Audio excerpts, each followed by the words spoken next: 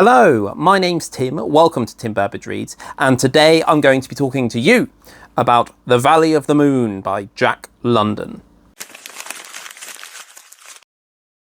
So, I've read a lot of Jack London now. I think I've read a lot of it. I read one book every month last year, and this year I've slowed down a bit. I read a short story earlier this year about a pugilist, a boxer, and called The Abysmal Brute, and this is The Valley of the Moon is a full novel, and it's one of his California novels. It's set around San Francisco and Oakland and California in general. This is a story told in three parts. The first part is, frankly, a love story between a man and a woman called Billy and Saxon. Very interesting. Saxon's the main character. She's the main character that we kind of see everything through.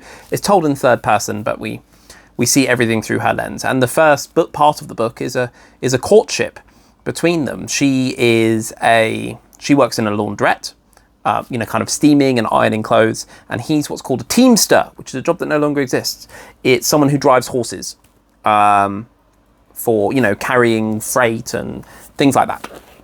And they go to a dance and there's this kind of big brawl in the middle of the dance, this kind of sports event thing between San Francisco and Oakland, and they're both from Oakland. And we see a bit of Billy being a boxer. He is a pugilist. And he's not a fighter, he's a boxer. So some people kind of come at him and he kind of shows what he can do. And Saxon and him bond over interests and things like that, but they also talk a lot about their heritage. They are both direct descendants of American pioneers, people who kind of travelled across in wagons, kind of doing the Oregon Trail, that kind of thing.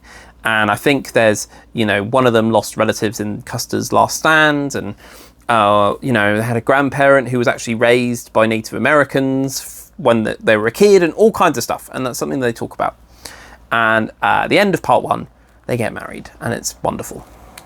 Then in part two, bad things start to happen. So things that are outside of their control as well, which are about union stuff. And Billy goes on strike in support with the Teamsters Union, and that means there's no money, there's no work, and in the end he ends up using his skills to beat up scabs ultimately. And Saxon sees Billy as this kind of caveman, and he turns to drink, and lots of really bad things happen to them. And we see all of this through Saxon's eyes. There's loss of a baby as well, which is kind of brushed over. I don't know if that's just because of the time it was written in, but that kind of stood out to me as a big moment. And they're fundamentally different people since when they got married. They're now dealing with the troubles of the real world that is not treating them fairly, ultimately. And then they decide to leave Oakland. Oakland just has to be the start, not the end for them. And they go, and then part three is them hoboing. Ultimately, they travel up and down the California. They go to places, they meet these interesting people. They're interested in setting up their own farm. That's what they want to do. They want to get government land to build farms. And then the book takes an interesting turn where there's a lot about immigration here, where immigrant farmers from Portugal, from Japan, come in and buy land, and they're very good at farming. These immigrants are very good at farming, and they get more out of the land than the Americans did. And so they make a lot of money and they do very well. And meanwhile, as they're kind of hopping up and down, they meet these artists, and they go swimming, and they eat oysters from the sea and all this kind of stuff. Saxon and Billy are describing what their land's going to be like. It's not going to be too rocky. It's going to be nice and cool, not too cold. You don't want too much fog, but I want some big redwoods. And they talk about all this stuff. And one of their friends who they meet on this they kind of spend some time with, and one of these artists said, "Well, you're looking for a valley of the moon. That doesn't exist. What you're looking for is too perfect." And they keep finding bits of land, and they speak to different people, and they think, "Oh, this could work for us." And she's like, "No, this isn't what we want. Let's not settle. Let's keep going." and they keep going up and down and up and down. And eventually they do find their Valley of the Moon, and they end up building a farm, and they do all this work. And at the end, they are successful. They are self-sufficient. And she's pregnant again, which is really nice to read. It's a really nice note to end on.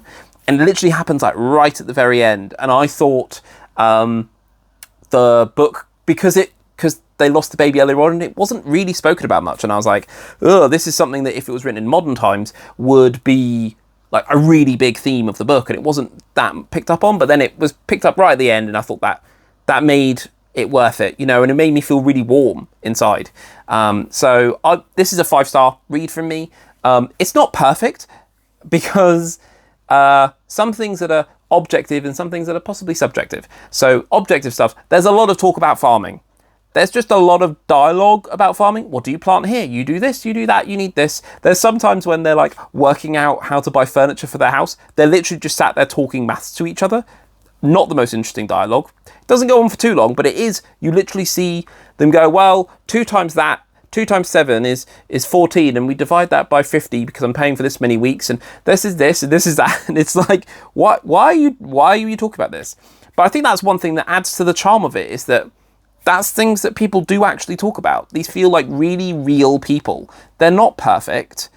They're not cardboard cutouts for the author to state their own views. In fact, I think there's something about this which I feel is almost like the opposite of Jack London's views. So Jack London was a big union member, and the unions and kind of the left socialism comes up in a few of his books.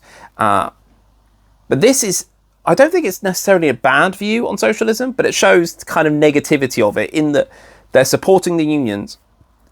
Billy and Saxon are supporting the unions, but all this horrible stuff is happening because of it, because they're not working.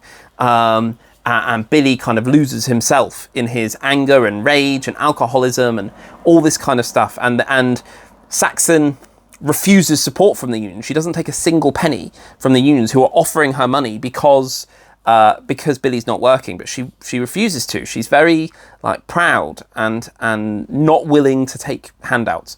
And then after finishing it, and I really enjoyed it, and thinking more about it, I feel like this is a novel that would really fit a political establishment, which I don't know really existed when Jack London was writing. I don't know enough about American political history, but I know very little about American political history. But with the standing of this book is not critical, but it is wary of immigrants, and not from they're going to coming in to steal our jobs, just facts of like, well, they've now driven up the price of this land because they've shown how well it could be used. These Saxon and Billy, the main characters, are very tied to their proud American roots of being pioneers and their heritage and their parents. And it just feels, and the fact they're looking to work the land, have their own business, work, and look after themselves, and they're very self-sufficient and proud of that, and being in the city had a negative impact on their life, and being part of the union structure had a negative impact on their life. So I feel like this is a real like Republican novel. Like, it just feels that to me, and I don't want to get into politics on this channel. That is not what I intend.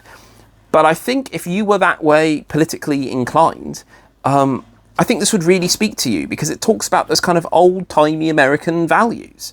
And I found that really interesting, because I don't think that's what the author intended at all. That's just something that I picked up from reading it, and it wasn't even something I was looking for.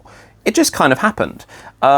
So did I enjoy this book? Yeah, I really did. I really enjoyed the hope that came throughout all of it, even when times were really, really bad for them. So let me know in the comments below if you've read this book. You probably haven't read this book. Every time I upload a Jack London review, it crashes. No one watches it. Because no one's reading these books that were written like 100 years ago. But I love them. And the past month I found that He'd also written some non-fiction called John Barleycorn about his alcoholism and about people from the abyss, which are people kind of in slums. And then I found his whole short story collection on Amazon for £1 or £2 or something. So I got that. So I've got like 260 short stories to read, and I've already read a few of them. But like, I'm going to read every word this man's ever written. And I've got a spreadsheet now tracking what I've read and when I read it and what I rated it. And I just love it. I love it. I love the variety of it. Some stuff I really, really like. This is one of his best books for me. I'm not really making much sense here. I'm going to stop talking. But let me know in the comments below if you've read this book. You haven't. I've spoiled a 100-year-old book for you. Oh well. But let me know what your favourite author is, who is someone who you haven't read all their back catalogue, and you're kind of discovering it, because I'm doing that right now and I'm really enjoying it. Give this video a like, really appreciate it. Please subscribe. I've probably said subscribe too late now. You've probably switched off after all my ranting, but there we go. And the last thing you need to do is get out of my house.